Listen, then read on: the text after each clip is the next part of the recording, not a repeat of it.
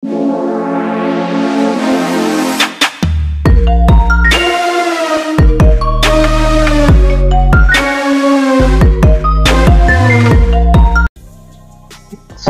warahmatullahi wabarakatuh. Salam sejahtera bagi kita semua. Om Swastiastu, Namo Buddhaya, salam kebajikan. Saudara sebangsa tanah air, menuju pemilu 2024, PPNU kian gencar mengawasi adanya praktek-praktek politik identitas, entah itu di tubuh Nahdlatul Ulama sendiri maupun di luar Nahdlatul Ulama. Ini menurut saya adalah cukup cerdas ya dalam menghantam daripada gerakan-gerakan yang akan mempolitisasi agama dengan berdasarkan hasil muktamar yang mana di situ mengusulkan sikap-sikap warga Nahdien dalam rangka berpolitik, terutama tindakan tegas kepada para pelaku politik identitas atau mempolitisasi agama. Ketua Umum PBNU Yahya Khalil Stakuf mengatakan PBNU akan fokus memantau masalah politik identitas. Gus Yahya mengatakan politik identitas tidak mudah untuk diatasi. Hal ini disampaikan Yahya dalam diskusi Kemendagri dengan tema partisipasi organisasi kemasyarakatan dalam pendidikan pemilih cerdas untuk mewujudkan pemilu berkualitas tahun 2024. Pada Rabu 25 Januari 2023. Menurutnya politik identitas menjadi perhatian utama di dalam Nahdlatul Ulama. Menuju pemilu 2024, NU sendiri menetapkan konsep tentang politik identitas ini sebagai perhatian utama. Ini bukan suatu yang mudah diatasi karena beberapa faktor, kata Gus Yahya. Gus Yahya sendiri mengatakan tradisi politik di Indonesia didasari oleh politik aliran. Menurutnya politik identitas telah menjadi bawaan dalam praktek politik di masyarakat. Tradisi politik masyarakat kita memang pada awalnya dibangun atas dasar kurang lebih politik identitas. Dalam hal ini praktek atau model dinamika politik yang berlangsung cukup lama, beberapa puluh tahun lalu. Kita tahu bahwa sebagaimana diungkap oleh sejumlah peneliti bahwa peta politik Indonesia pada umumnya didasarkan pada politik aliran. Nah, hal ini menjadi semacam warisan sulit untuk dihapus begitu saja. Kemudian Gus Yahya menceritakan pada masa Orde Baru, pemerintah berusaha untuk menetralisir politik identitas dengan cara represif. Dia menyebut dengan cara itu terbukti dapat lebih menekan politik identitas.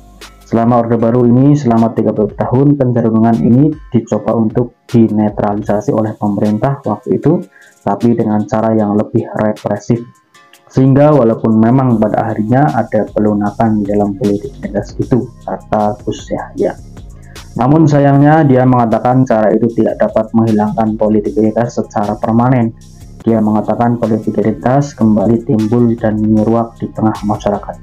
Tetapi terjadinya reformasi politik dan represif pemerintah berhasil dihilangkan. Tetapi begitu terjadi reformasi politik dan represif pemerintah berhasil dihilangkan. Kecenderungan politik identitas dan aliran itu meriak kembali seperti sesuatu yang tadinya lama tersimpan dan tiba-tiba terbuka. Ini menjadi tantangan yang cukup berat itu kita termasuk bagi Nahdlatul Ulama. Lebih lanjut, Gus Yahya mengatakan politik identitas menjadi pekerjaan rumah semua pihak. Dia berharap politik identitas tidak lagi dijadikan untuk memuas syahwat politik. Saya kira semua orang juga mengetahui dan kami sendiri dalam kepemimpinan Nahdien menyadari bahwa di dalam lingkungan NU sendiri kecenderungan politik identitas itu masih cukup kuat, terutama karena semangat atau dalam istilah yang lebih peyoratif bisa dikatakan syahwat politik, ungkapnya. Meski begitu, Gus Yahya mengatakan dalam mengendalikan politik identitas membutuhkan kerjasama dari berbagai pihak. Hal itu untuk menciptakan pemilu yang damai dan aman. Ini butuh bekerja sama kita semua, saya kira termasuk yang terutama dengan partai-partai politik dan aktor-aktor yang terlibat dalam kompetisi, termasuk itu calon-calon, apakah itu calon kepala daerah atau calon presiden atau wakil presiden, untuk betul-betul membangun suatu dinamika politik dengan menjauhi artikulasi politik identitas ini, pungkasnya. Saudara sebangsa setanah air, 2024 merupakan tahun politik. yang mana mudarat dan manfaat lebih banyak mudarat menurut saya, karena demokrasi kita belum cukup umur di dalam mendekatkan atau dijajarkan dengan demokrasi-demokrasi lain seperti di Amerika. Walaupun begitu, di Amerika juga masih terdapat satu celah-celah yang mana menjadi suatu PR bagi demokrasi Amerika.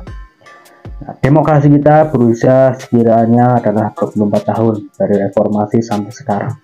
Nah, ini tentunya celah-celah yang mengasup, celah-celah yang mengobrak-abrik daripada artikulasi dan dinamika politik Indonesia itu harus dihapuskan di Indonesia, termasuk politik identitas.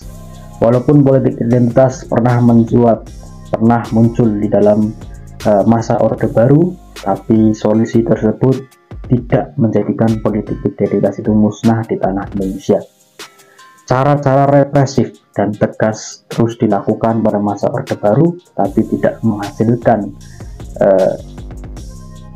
suatu yang bagus. Walaupun begitu, politik identitas harus benar-benar diberangus habis-habisan. Aparat harus bertindak lebih tegas dari Orde Baru, dan kelompok-kelompok Islam terbesar juga harus lebih tegas pada kader-kadernya yang melanggar aturan tersebut. Di zaman Orde Baru, politik identitas hanya menggunakan ras, suku, dan etnis, tetapi menjelang reformasi ke sana, politik identitas lebih mengerucut kepada identitas agama seperti Islam. Seperti contoh di 2014, Jokowi yang kelihatannya tidak terlalu muslim, kemudian di 2019 dia menggandeng sosok ulama, diseret-seret sosok ulama supaya menjadi suatu pengaruh besar bagi pemilihannya dan kemenangannya di pemilu 2019. Tidak hanya Jokowi, tetapi lawan politiknya, yakni Prabowo Subianto, juga menggait daripada kalangan ulama, termasuk kalangan ulama Front Pembela Islam pada waktu itu. Dan juga dukungan istimewa ulama menjadi faktor terpenting agar kemenangan di kalangan muslim bisa diraup. Muslim berpengaruh di dalam pemilihan, entah itu pemilihan dulu maupun pemilihan yang akan datang. Sebanyak 85% itu dipilih oleh orang-orang Islam, dikuasai oleh lumbung-lumbung orang Islam. Nah, saudara sebangsa tanah air, tentunya ini menjadi suatu momen yang sangat nikmat atau mutiara yang sangat bagus bagi para politikus-politikus kotor yang suatu saat akan menggunakan cara-cara seperti ini demi kepentingan politiknya, demi kemenangannya, entah itu di daerah, provinsi, kabupaten, dan lain sebagainya. Nah, maka dari itu saya sarankan kepada Nahdlatul Ulama harus lebih tegas lagi menghadapi politik identitas, termasuk dari tubuh NU itu sendiri. Jangan sampai Nahdlatul Ulama kecolongan dan menjadi contoh yang buruk bagi organisasi-organisasi lain. Jika Nahdlatul Ulama mencontohkan, maka Nahdlatul Ulama berhak bertindak represif, bertindak tegas terhadap kelompok manapun yang tidak mengawal daripada ucapan atau hasil dari muktamar yang mana politik identitas dilarang di negeri ini. Harus ditindak tegas, saudara semua tanah air, dan Nahdlatul Ulama harus mencontohkan kepada organisasi-organisasi lain supaya tidak terjadi adanya politik-politik identitas, karena sangat bahaya. Di 2017 sudah terjadi yang namanya politik identitas, yaitu identitas agama.